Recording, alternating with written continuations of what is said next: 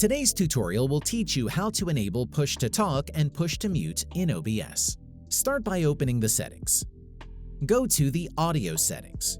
Scroll down to Hotkeys. Find the mic aux device. This is your microphone. Check the appropriate boxes to enable push-to-mute and push-to-talk. Switch to the Hotkeys tab. Search for Push. Find the mic aux device.